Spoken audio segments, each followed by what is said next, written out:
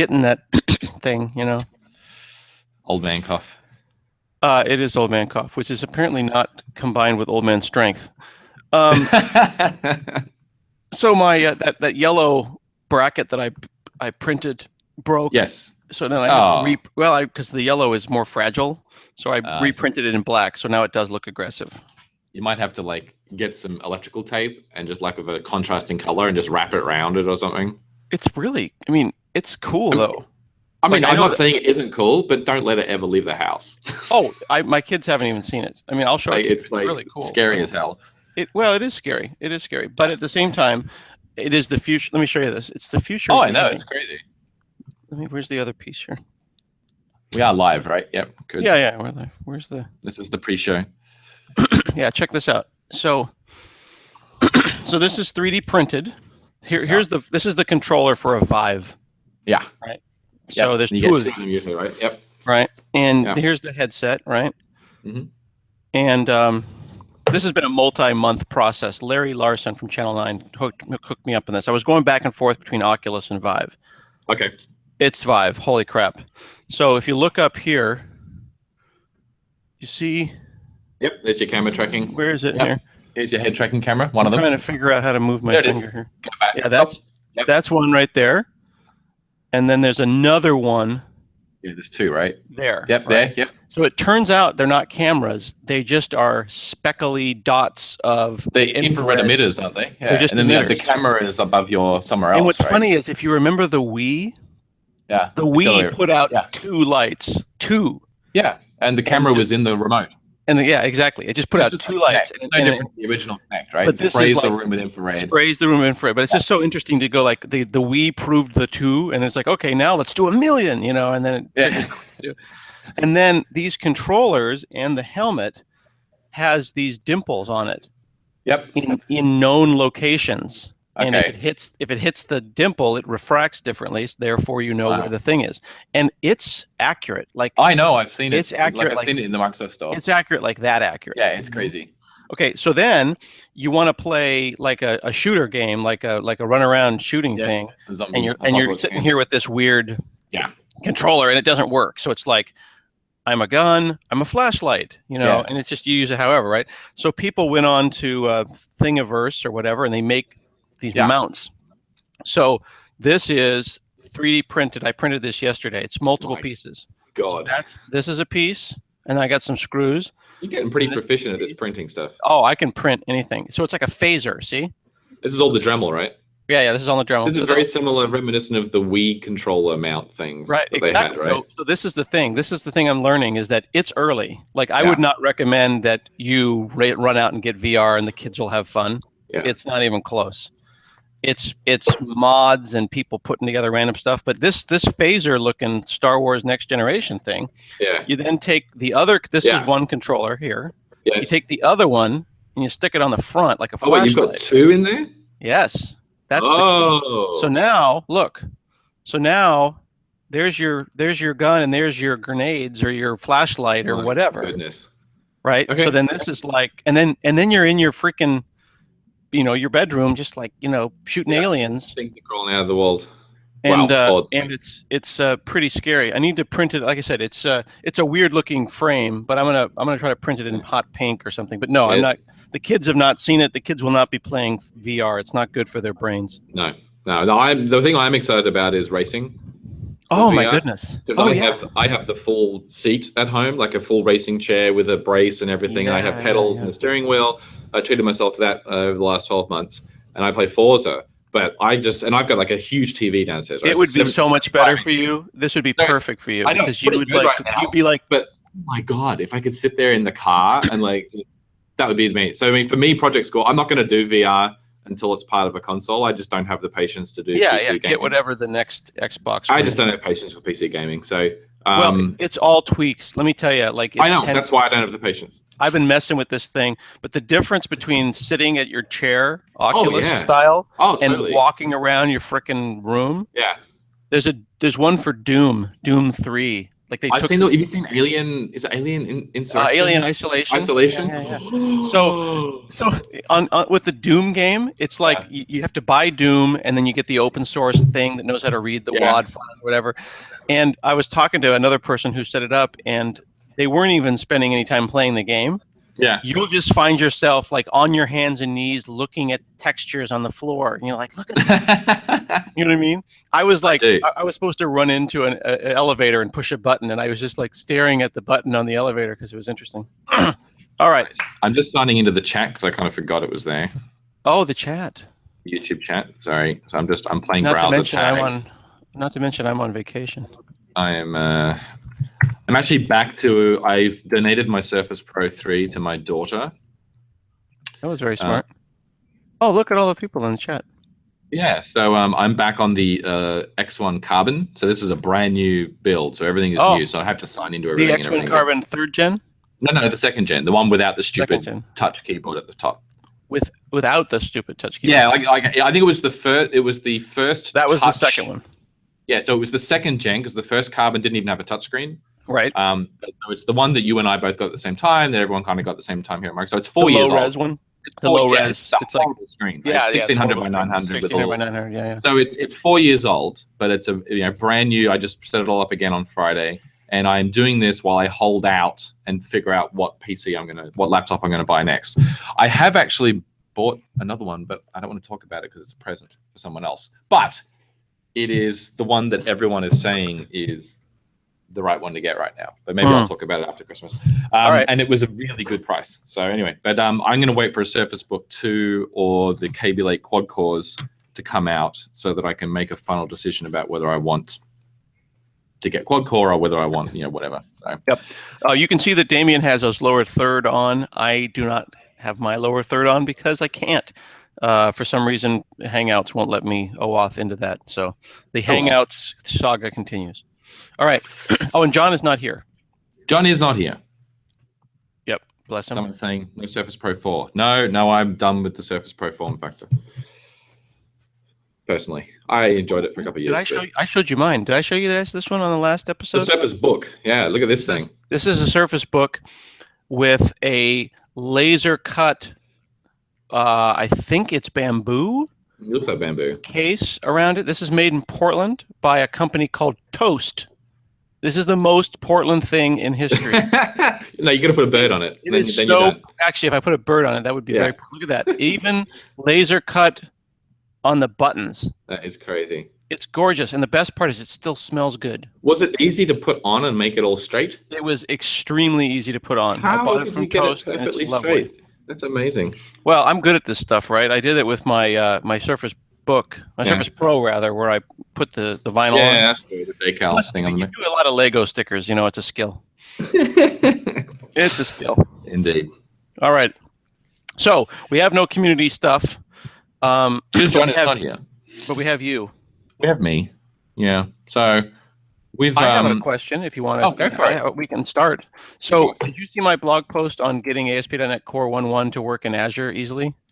I did. So, what was interesting about that is I wondered, how did you create a project without a global.json? Today, Visual Studio, the templates have always included a global.json, so you must have created it on a Mac or. Wait a second. The projects?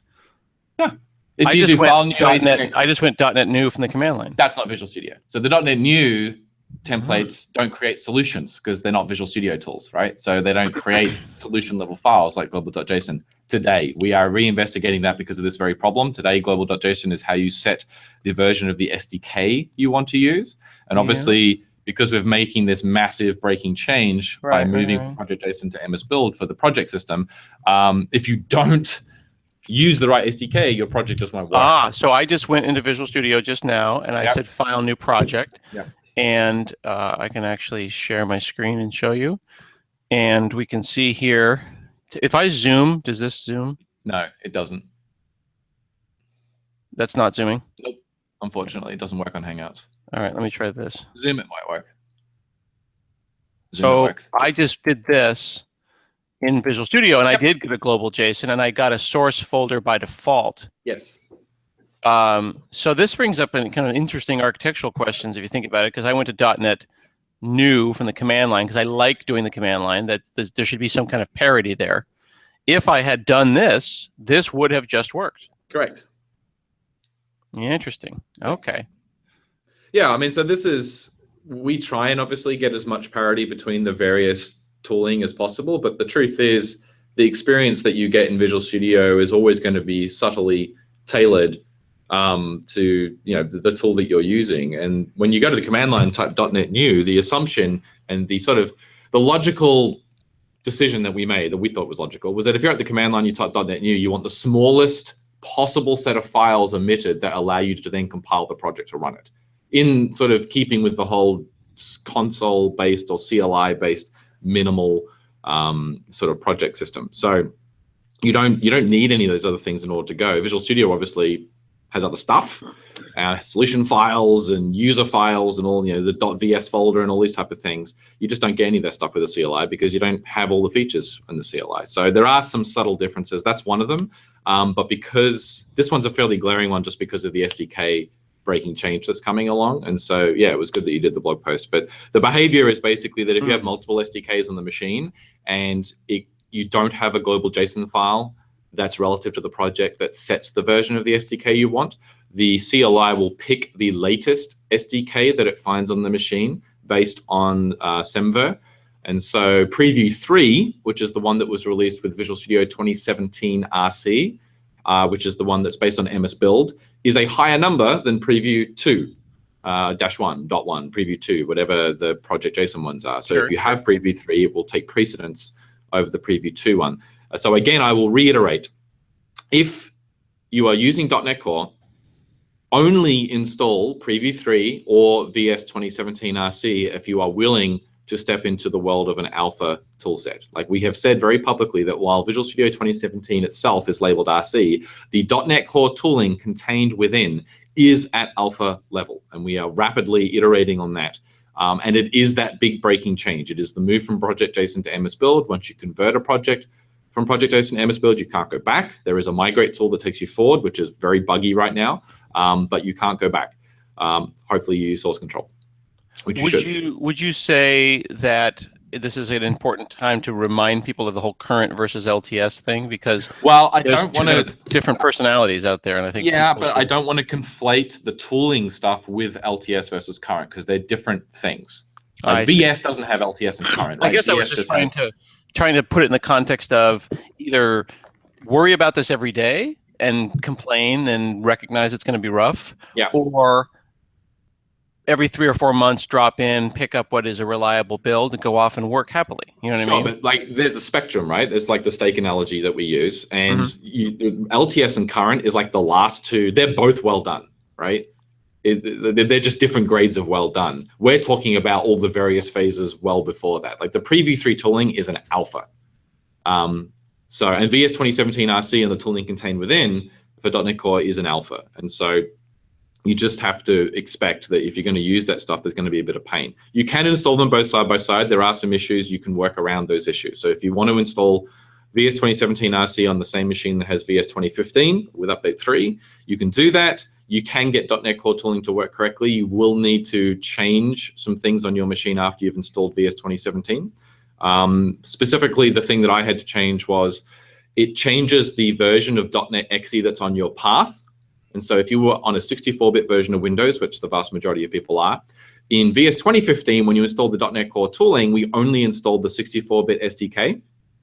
And so the version of .NET XE on your path was 64-bit. In VS 2017 RC, there was a packaging change made, which will be reverted, that ended up installing both the x86 and x64-bit versions of the .NET SDK on your machine. And unfortunately, the 32-bit one would end up on the path because of the way path precedence works. And so when you went to the command line, you type .NET XE after installing VS 2017 RC, you're now running 32-bit .NET, which can cause all sorts of problems depending on what you had restored and those things previously. It also means that now the latest version of the CLI on your machine is the MS Build CLI. So if you didn't have a global JSON, which is what your blog post is about, now none of those projects work.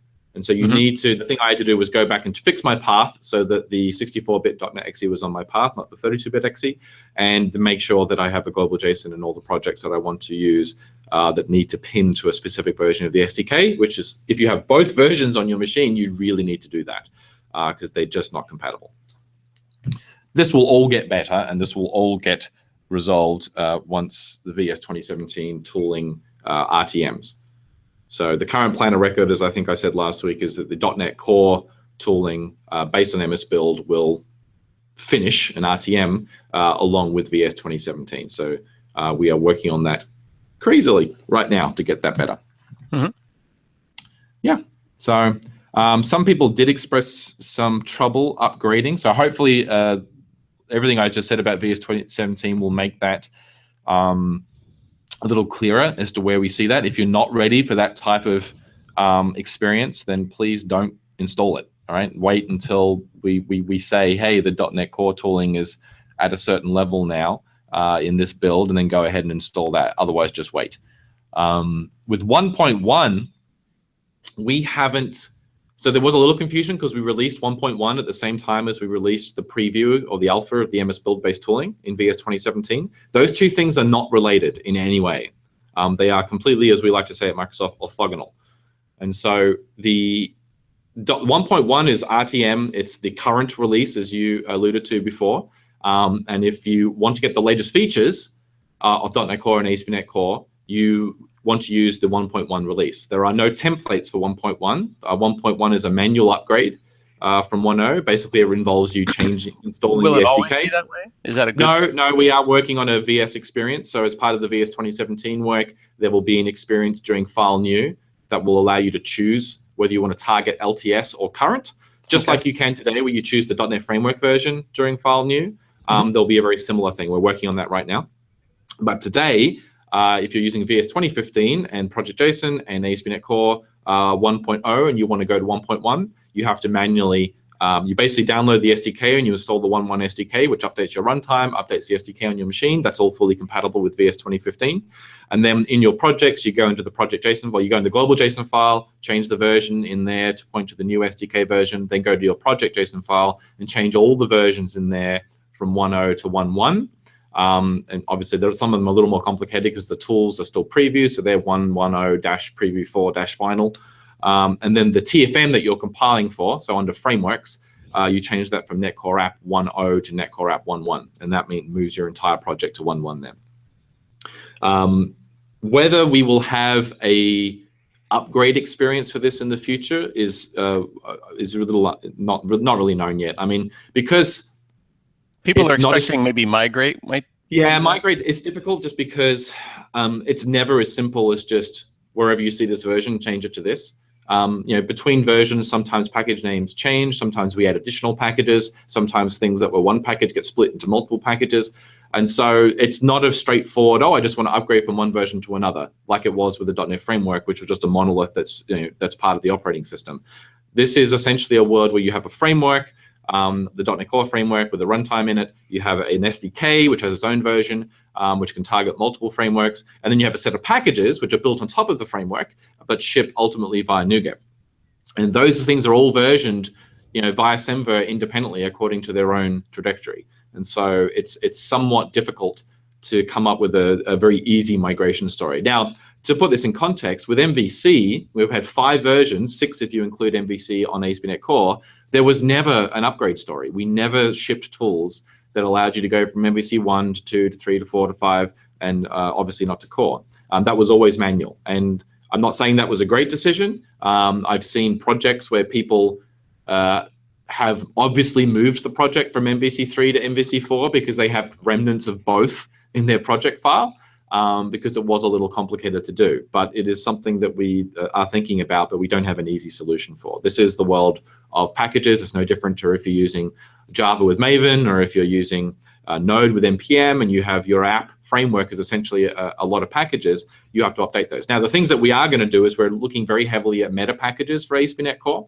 In fact, we've released our first meta package. So as part of 1.1, there is now a Microsoft.ASP.NET Core package on NuGet, and that contains about 12 other packages. It's basically the bare minimum from our point of view of what's required to get a functional, useful ASP.NET application. So it includes, Kestrel. So, it's opinionated. We give you a web server. We have multiple web servers, but we give you Kestrel.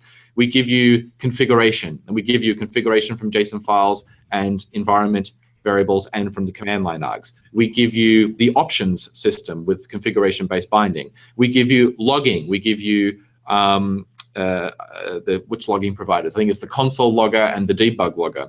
We give you routing, because it's very difficult to build any type of functional web application without some type of basic URL dispatching, and routing is the system we have for that. And that's it. Like, that's everything that's contained in that meta package. So if you just want to kind of do basic APIs, you can do that with that meta package. And then if you want to do MVC, you can just add the MVC package along with that package, and now you've got MVC in your application as well. You want to add static files, you'll need to add static files. And this is where it starts to get a little more complicated again. Oh, you want to do identity? Well, you'll need to add identity. Well, that you need to choose a store. Well, we have an EF store, but that doesn't say what database it runs off. So now you've had to add identity for EF. Then you have to choose your EF provider. So you have to add the right package for the EF provider. So where you've gone from just needing one package to get started, to 2 to MVC, to 8 to get MVC with authentication. And so this is the problem with a modular pluggable system, is that nothing is opinionated about anything. It's like, it's all a plugin. You can do whatever you like.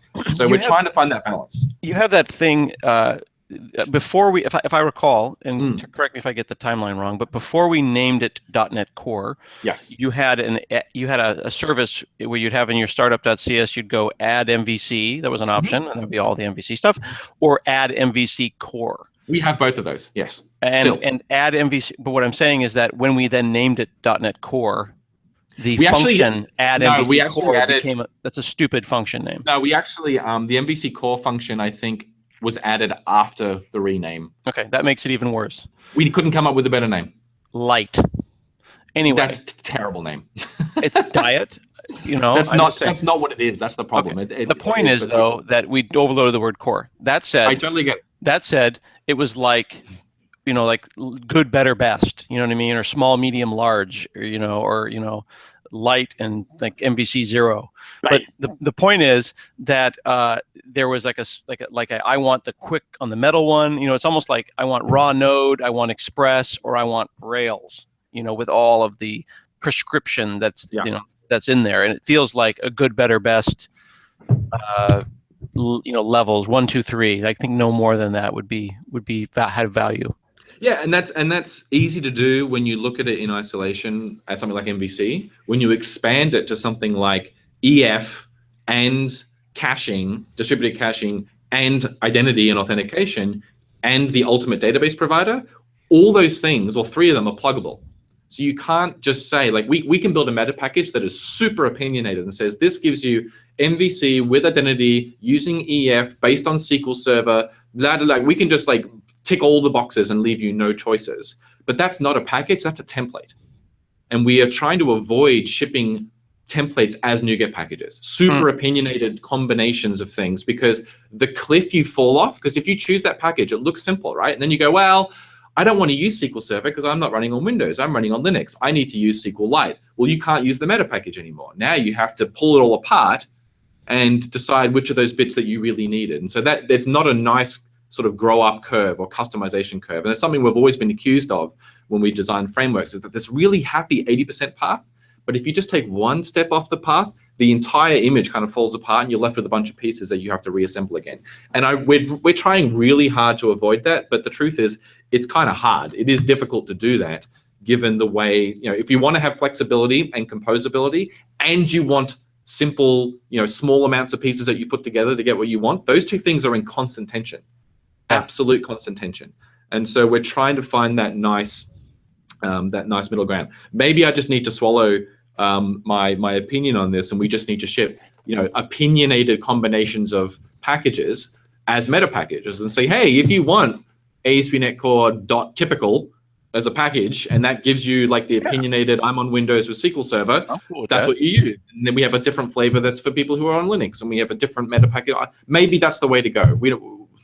every time we've tried pivoting on this, we end up with a reason why we don't like that particular pivot. But we're going to have to do something. We're working on it. The first one we shipped is that base one because that's easy.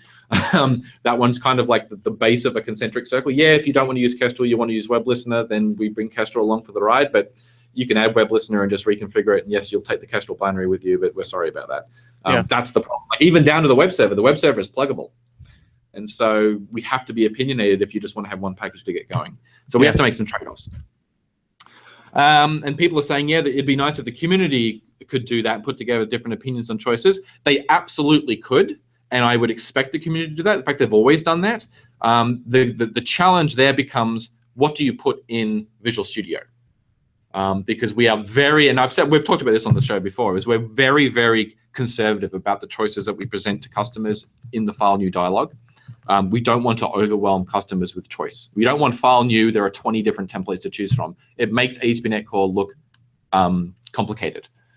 And we want that to be a nice, simple grow-up story. So maybe that's a different experience. Maybe if the community did come up with like boilerplate, ASP.NET Core boilerplate.com or something, and there were like a bunch of recipes you could use, and it was like a one-click install. You got it into Visual Studio or into the CLI when we get the new templating system in the CLI in the next version, which will support bringing in templates and packages and things. Maybe that is a better approach so that we don't have to own the burden, in inverted commas, of having to be super opinionated about these combinations. I don't know. We're figuring it out. And as someone said, yeah, too many choices is overwhelming. It is. It is overwhelming for a lot of customers, especially new customers. And it's annoying. Like, once you know what you want to use, if you've got 20 other templates there and you just want one, it's the one in the middle, that can be really frustrating. It's like, I just want this one. Why do you keep showing me 20? I don't need those ones. So we're trying to figure out that balance. What else is going on? So we're starting planning for the next version. I think I said that last time. We will get some high-level details about that up in the very near future. I don't think any of it is a major surprise. We've talked about most of the things that will be on that list already over the past 6 months, the things that we want to do: Razor Pages, Signaler, the distributed application concerns. We're looking at new configuration and secret management for stuff when you're in containers. We're looking at the App Insights telemetry stuff that I showed on the show recently. We really want to make that a turnkey experience and have it as automatic as possible. So when you're in Visual Studio or in Azure, you get amazing telemetry. What else? We're looking at non-HTTP APIs. So what does it mean to use all the abstractions that we built in ASP.NET Core, but not talk HTTP? What if you want to do... Is that the channels thing? Yeah, so channels is the underlying part of that, and channels is a sort of an inverted stream that makes things faster and better memory managed. How does that, this is not meant to be a troll, but how does that not make it like WCF.core? It does make it like WCF.core. Okay. It's just coming from a different place, right? WCF had a much grander vision, which was to unify all messaging that had ever existed and ever will existed, and was very heavily driven from configuration.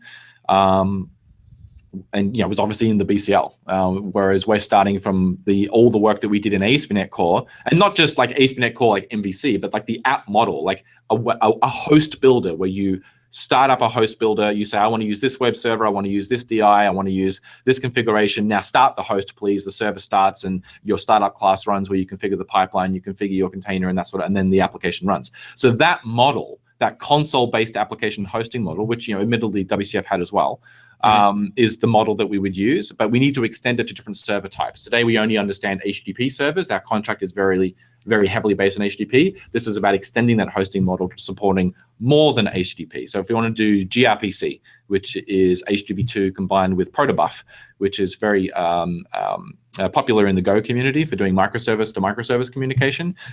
We've got prototypes of doing that stuff right now. Signaler will be built on top of these new primitives so that you'll be able to do things like have Signaler hubs talk over non-HTTP. So you could have an IoT device that you don't want to use HTTP with. You want to use a raw socket, or you want to use something that isn't even socket-based. Maybe you want to use Zigbee. And build some type of client server approach or mesh with Zigbee devices, or God knows what else other protocol you have. Why wouldn't I want to use the same type of models that we've popularized with ASP.NET Core? And would that have forgive my ignorance, but would that have some kind of a Kestrel-y TCP thing, or are we just open raw sockets, or what level is it? Channels is the level of abstraction. So channels will be on top of that. Is there a Kestrel for channels? Yes, and so we're actually going through the work right now of replumbing Kestrel on top of channels. Channels isn't opinionated about who is providing the bytes. So channels is like stream. Like stream could be a memory stream, it could be a file stream, it could be a socket stream. Channels is the same thing. The server is the thing that defines how does a client connect to me, right? Is it via Ethernet and TCP or token ring or whatever the protocol may be, or is it by UDP or Zigbee or blah, blah, blah, AMQP or MQTT or whatever the transport might be, right? And so those things are completely independent. Ultimately, you're going to send electrical signals over RF or over a wire, and that's going to be represented as binary, as bytes. It all comes down to bytes in and bytes out. That's what the channels abstraction is about. It's about, here's a connection, not a socket. You get a connection, and then the person on the other end of the connection is sending you bytes, maybe, and then you are sending bytes back. And then there are layers on top of that do things like, well, let's turn these bytes into a message. And the shape of that message is defined by the protocol you're using, like MQTT or protobuf or whatever it is, or your app. You might define a custom message type.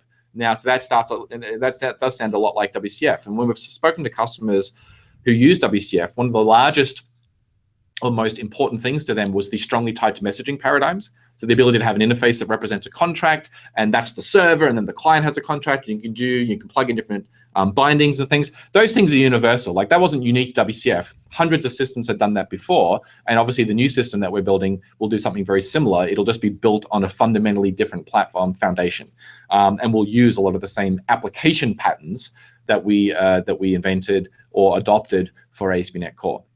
So that's something that we're looking at. What else? I'm trying to think back to my slides. I talked about this at the MVP Summit. So we had our performance, obviously, is a huge thing still. So we barely scraped into the top 10 for Tech and Power. If we do nothing else, we will fall out of the top 10 because that's the nature of benchmarks. We're not really satisfied with just being at top 10. So we want to continue to invest heavily in in Kestrel and our stack to get further up that list. In fact, Ben Adams, the venerable Ben Adams that we talk about all the time, sent an experimental PR to Kestrel this week that implements sort of a server layer of nagling, for want of a better term, which he is seeing a 50% perf throughput for the plain text benchmark, because it's a much more efficient use of writing bytes out to the socket. So we still got a lot of ways to go there. The other scenarios in Tech and Power, which are not plain text, the more real world type of application scenarios where you do database calls and you do HTML rendering, we still have a lot of work there to get close to the top 10. Where the JSON one, we sort of fall down to number 40, I think it was. Like, we're still nowhere near the bottom. We're still okay. We're much better than we used to be, but we want to see that get all the way back up into the top 10. My goal is to get in top 10 in all of the tests in Tech and Power, and then work our way up the top 10 to get into the top 5 and et cetera, and go from there. And we really think we can do it. And so that's something that we're really keen to do. What else are we doing? There's a whole bunch of other stuff in the distributed apps concern. So we're looking at things like health monitoring. So it's very common when you're doing sort of microservice-y containerized applications that are split across multiple instances, and then you have some type of sort of host that is hosting those things and monitoring them, whether it's Docker or Kubernetes or pick your architecture service fabric. They want to know the health status of the application that's running inside. So the most basic thing they can do is say, well, is the process still running? Yes, then okay, the application is healthy. But if you want to get more granular than that, you need to have code running in the app that can tell the container sort of host, how healthy am I? So we're building an abstraction for that. It's called health checks at the moment. And it would be something that, again, hangs off Web Host Builder and would enable you to register some pre-canned health checks. So like, oh, check that this database connection is responsive, or check that this file system is responsive, or check that I can make this network call. And if all those things succeed, then your application is healthy. We would do that periodically, or it could open a separate local host port, which is designed for the environment hosting your application to ping privately, so it wouldn't be publicly accessible, and then basically get back a status code that says whether the application is healthy or not based on the checks that you've registered. And then you will be able to register custom checks. Or perhaps instead of being pinged by a port, you have to write it to a file incrementally, on some interval, and then the system checks that. And then maybe you want to use those same set of checks to implement patterns like the circuit breaker pattern, so that if one of those checks fails while the application is running, a whole part of your application can go into a degraded state. and then start a background operation that continually checks those things and then brings it back up again when those things are healthy again, rather than the entire application just failing. These are, very common patterns that have been used in distributed architecture for a long time, but are becoming more prevalent, I think, as people split their apps into smaller parts and run them in these containerized workloads. We're looking at whether we can standardize and remove a bunch of boilerplate from your application by building nice abstractions and implementations for those. That's all I can think of off the top of my head. And obviously, we continue to invest in tooling, and we're doing a whole bunch of stuff there, as you know. So, do you know anything about the attempt at simplifying the Docker version numbers and stuff? Oh. I was trying to get some Docker stuff running, and I'm just noticing how many Docker files we have, and it's confusing. Yeah, so this is, again, something that we are working through. So when we chose to split the runtime from the tooling in June, because we knew there was going to be a lot more work to do on the tooling once we made the decision to go back to MS Build, that unfortunately just created this effect where we have two different trains, and then we have to multiply that by the fact that we also have an LTS and a current set of trains. So now you have this multiplication effect that ends up, it's not just as simple as, do I want LTS or current? It's like, do you want the image that contains the SDK, or do you want the image that just contains the runtime? Because often people want to build in the container as well, and that's separate. And then from that build, they produce another container that's actually the application that's running. Well, if that's true, you don't want the SDK in the output container, you just want the runtime, because you're doing a portable application. But then there's another model where you don't need the runtime at all. You're building a standalone application where you bundle the runtime into the application, and then the container you produce is kind of standalone. So all these complexities have resulted in what we have done so far with Docker containers. The other thing, to be frank, is that we kind of looked at what people do with Node and do with Go and do with Java with those containers, and we kind of went, well, we're a little bit like all of those, so we probably need to have combinations of all of those things. And I think we are the only one that cares as much about Windows containers. So I noticed that we also ASP.NET for 3.5, like .NET Framework 3.5 applications can run in Docker. Yeah, so we have a .NET Framework 4.6 blah container and a .NET Framework 5 container for Windows. I'm just trying to figure out what's Hello World look like anymore on Linux on .NET. You know what I mean? What's the default? Yeah, I mean, I think the default would be the SDK container. So it would be latest SDK. But that is all being reviewed, because now that we've actually done 2 releases, we've done a 1.0 and we've done a 1.1, we kind of have, you need at least 2 instances to be able to make a fair assessment of how well the versioning strategy is working. So now that we've done that, we can sort of reflect the experiences, and we are going to make some adjustments as a result of that. So yeah, cool. We hear you, and we're trying to figure that out. The other thing is, obviously, versions are a complicated beast, because versions in different systems have different rules and mean different things, which is annoying for developers and humans, because we like to see a version number and like to be able to reason about it without any context about where that version came from. Docker doesn't use semvert. Their versioning or their tagging can have hyphens, and people use those hyphens to tag or sort of represent different things. But in NuGet and things that use semver, a hyphen means pre-release. And so we're trying to, you actually just cannot physically come up with a consistent versioning strategy. And then assemblies don't have, in .NET, don't have hyphens. They have 4 version numbers, major, minor, patch, build, or revision, depending on who you talk to. And so we have to find a way to make those match as well as we can. And the SDK version is something different again. And the installers have different versions because they don't have hyphens, and they have to, getting a version number that looks the same everywhere is actually incredibly difficult. I wish it was that easy. Well, and even if you do, you'll only succeed in getting Hello World to look pretty in one instance. Yeah, and so Christian's pointing out, speaking of weird version numbers that needs cleaning, what about Microsoft.NET Core 1.10-SDK 100 preview 2.1-0003177? Yes, which is a real thing, and I can explain the reasoning behind why that string exists and what all those numbers mean, but it doesn't really matter because it's just a horrible string to look at. .NET Core 1.10, well, that's the 1.10 runtime. SDK 1.0, well, that's because the SDK is still at 1.0. It doesn't version with the runtime. It's a separate component. Preview 2 is because the tooling is still in preview. It hasn't RTM'd yet. 2.1 is because it's the version of the tooling that shipped with the 1.1 runtime. Preview 2 shipped with RTM in June. Preview 2.1 is what we shipped in November. And the -0003177, that's the build number, because there are multiple builds of Preview 2.1. Preview 2.1 was the branch that was created in order to create the November release, and that was the build number that was released. The fact that we show you all that stuff in the UI is probably where we made the mistake. The reality is these version numbers have always existed. It's just that you don't always see them all. It's the same reason why you don't know that you're running Visual Studio 2017 build blah, blah, blah, blah, blah, unless you go to the About screen. During the installer, we don't tell you the build number. You only know those things if you go and look and dig deep into the system. But, you know, we're trying to figure it out. Someone was teasing us on Twitter that we're having just a short short stand-up today. Yeah, we always say that. Like, that's only an hour. Joke. It's only a running joke. So, do you know that? I don't know if I didn't tell you this, but not yesterday, last week, Hunter sent a little bit of I wouldn't say angry, but he was like watching, and he was like, "Don't tell me you guys are still going over." And like after an hour, I think there's a little bit of pressure to like be to be succinct. I mean, this is dialogue. It's a conversational show, right? It's not an announcement show. I think it's a balance, though. Yeah. Last question. Good question. Someone here is saying 110. So ASP.NET 1.1 is not backward compatible.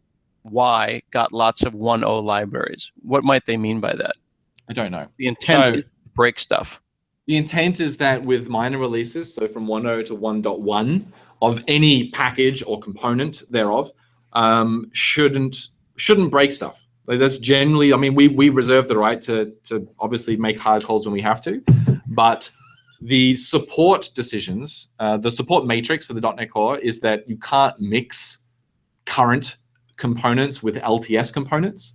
So you can't, for example, use ASP.NET Core hosting 1.0 with MVC for ASP.NET Core 1.1. That is not allowed. Okay, we should just like pause for a second and let that drink in for a second. This is really, I didn't even know that. It makes sense though. It's one of those like, yeah, because the reasoning is fairly straightforward. Long-term with current because you're either on the train or you're not. So you're saying that, let's say that you're long-term and you're like, yeah, I'm on 1.0, it's great.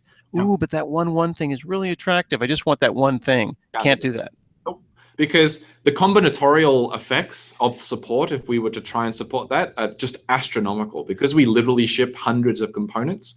If we were to say you can mix and match between the two, we would have to test and validate every possible combination of every component working with every other component. And that's just not feasible. Like, it's literally millions of combinations. That is a good reminder. So you have to be on current all up, or you have to be on LTS all up. You can't mix and match. And so for that reason, I can see why someone would say maybe it's not backwards compatible. Yeah, you can't use 1.0 components with 1.1 components and expect them to work. They might happily accidentally work, but that is not the intent. Now, if there was code that you had in 1.0 and then you moved the entire application to 1.1 and that code broke or the behavior broke, then it's possible that we made a change that we weren't aware of that had some ramifications. Often we will accidentally break something where a scenario wasn't officially supported or intended to work in 1.0, but by accident it did, but it was never designed to work that way. And then by virtue of fixing a bug in 1.1, we break that functionality that was present in 1.0 because that functionality was never intended. And this is the problem with changes in general, is that even in .NET Framework, it's very difficult for us to fix bugs in long-running, highly compatible frameworks because applications take dependencies on buggy behavior. They write code that only works if the bugs exist. And so if you fix a bug, you break applications. Like, that is just true. When you have .NET Framework and 1.5 billion machines with hundreds of millions of applications running on it, fixing one bug is guaranteed to break someone's app somewhere. And so we have to be very, very careful about how we do that. And so we're trying to be more flexible in .NET Core. We're trying to be a little more or less conservative. And so you will, I think it's fair to say that you can expect that if you're on current and you're going from 1.0 to 1.1, from 1.1 to 1.2, etc., you probably will see some things tweak and change a little more frequently than they had in the past because we support side-by-side now, right? If we don't risk breaking 1.5 billion machines if we make a change these days. It's like you have to elect to upgrade to 1.1 and you have to elect to redeploy your application to run on 1.1. It doesn't just happen automatically anymore. So we have a little more leeway there in making those changes. And when we spoke to the community about this over the last 4 years, that's what they wanted. They didn't like the fact that we weren't able to make changes in .NET Framework because of that compatibility burden. And so the LTS and current thing is how we solve that. If you're on current, you've got to expect a little more churn. Cool. Let us wrap it up. Otherwise, we'll never stop. I just talked basically for 45 minutes, didn't I? That's okay. I like listening to you. Pretty soon, I'll have an Australian accent if I listen to you long enough. If that were true, my kids would have Australian accents, and they do not. Your kids have these weird, adorable little hybrid accents. Yeah, this is true. Salmon. I like some salmon. Do I have to get a job when I get older? All right, let us. And Syed Ali Raza, who's asked that question, said the good, enlightening answer. So kudos to you for that. Oh, good. All right, I will click on you. Let us zoom out. Dramatic zoom out. Oh, by the way, sorry, I need to zoom back in. Oh my God, this is monumental. What's happening? Sorry. This is the last community stand-up in this room. Why? Because we are moving building this week, actually. And so tomorrow we're all moving to a new building, or back to be with the rest of the .NET team. Wait a second. Do we get a better room or a good room? I don't know yet. So we'll take the camera.